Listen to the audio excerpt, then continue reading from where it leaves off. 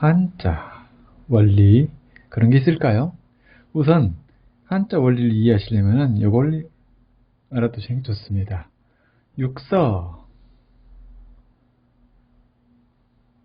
들어보신 분도 계실 테고 금시초문인 분들도 계시겠죠. 6가지 어떤 글자의 원리인데 육서 아주 중요하다고도 할 수 있습니다. 육서는 그중에 맨 먼저 것이 상형이라는 것이 있어요.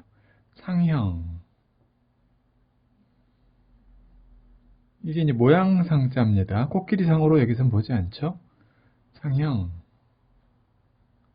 이게 가장 중요해요. 한자 원리 중에서는 상형이 뭐니 해도, 즉 뭐냐면은 어디 보자. 예를 하나 들어볼게요. 상형을 여기다 예를 들어볼까요? 개를 옛날 사람들이 그렸어요. 개. 꼬랑지, 다리, 다리. 이것이 요즘의 개견자예요. 이게 변해서 이렇게 된 거예요. 그래서 이것을 옆으로 쓸 때는 이렇게 쓰죠. 이렇게. 많이 보셨죠? 이런 거 들어갈 때는 전부 4발 달린 꼭 뭐 개가 아니더라도 포유류 동물 그런 것에는 이 개사슴록 비연이라고도 하는 이 개견 같은 겁니다. 이것이 들어갑니다. 이 모양 비슷하죠? 그래서 포유류 동물 주로 거기 들어가는 겁니다. 그리고 또 뭐 상형, 이제 이런 것이 상형문자예요. 모양 보고 그렸다. 그 다음에 이런 거 있죠? 이거 모양만 보고도 좀 짐작하실 수 있을지도 몰라요. 양양자입니다. 이거 좀 더 양하고 비슷하게 이렇게 쓰기도 해요. 이렇게 쓰기도 합니다. 저는 이렇게 쓰는 걸 즐기는데 굉장히 귀엽고 상형문자 같은 느낌이 들죠? 이 양양자 들어가는 것은 전부 좋은 뜻입니다. 이거 이제 보너스로. 이것이 들어가는 글자 뭐가 있죠? 척할선. 제 이름에 선자가 들어갑니다. 그 다음에 뭐 상서로울 상.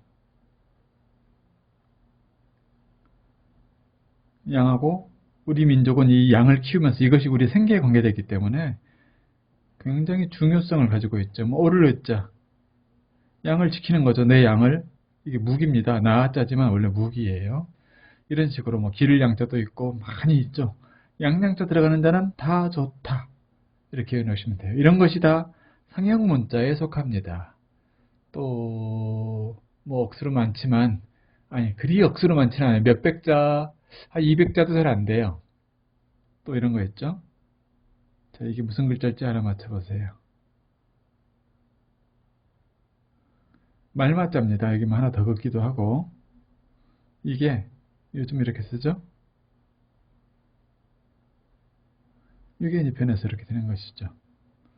그래서 그대로 그린 거죠. 또 용용자 같은 경우도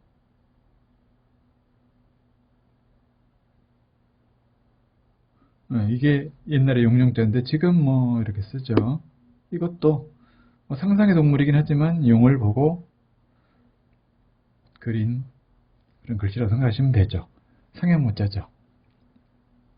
또 손을 옛날에 이렇게 표현했어요. 손. 이것이 지금은 이렇게 변했고요. 또 이것도 손이죠. 이것은 지금 변해서 또자라고 알려진 그 유명한 글자가 바로 손입니다. 그래서 이거 손을 뜻하는 어떤 글자들이 많이 들어가요. 실제로. 또 뭐가 있을까요? 입구자.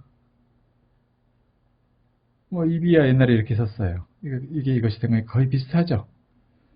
또 자, 이제 재밌는 건 눈목자 같은 것이 있는데 옛날에 눈을 이렇게 표현했습니다. 글씨가 너무 작아서 잘 보이실려나 모르겠는데 이것이 지금은 이렇게 쓰죠.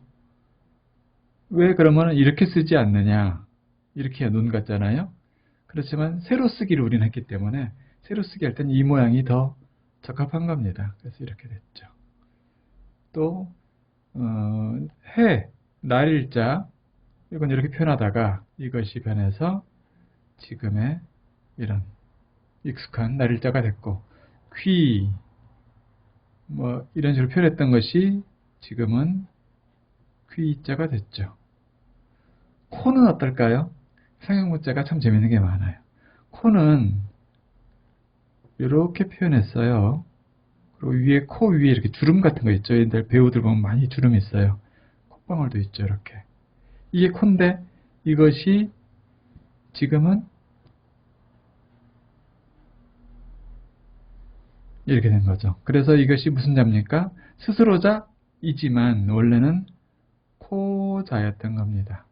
오늘 육서 중에서 상형만 얘기할게요. 상형만.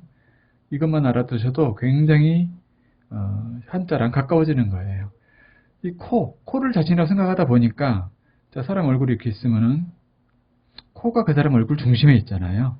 그래서 그 사람 자신을 상징하는 거예요. 그래서 누가 뭐라 그러면 내가? 하고 자기 코를 가리키는 경우가 많죠. 그래서 코가 자기 자자, 스스로 자자로 변한 거예요. 나중에는.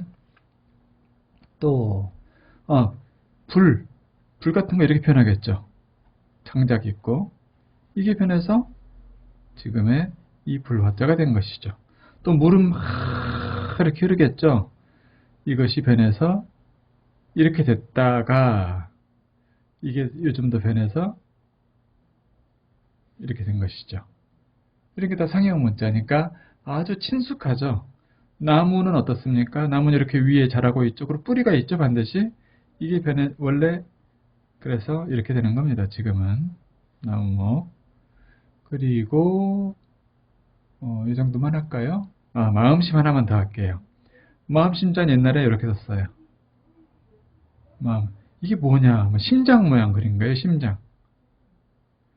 우리는 심장할 때 마음심자 써요. 즉 심장에서 마음이 나온다고 생각했던 거예요. 뭐 그럴 때도 있겠죠. 감정적일 때는. 그래서 이것이 이렇게 좀씩 바뀌다가 지금은 이렇게 된 것이죠. 이해가시죠? 이 정도로. 이 상형이라는 것은 한자의 원형이에요. 재미도 있고 그 외에는 뭐 지사 문자라고 있는데 지사는 상대도 안 된 정도로 이제 적어요. 상형 하나를 확실하게 알아두시고 나중에 어떤 글씨를 볼 때마다 이건 상형일까 아닐까 그런 상상을 한번 해보시는 것도 좋겠죠. 자, 여기까지입니다.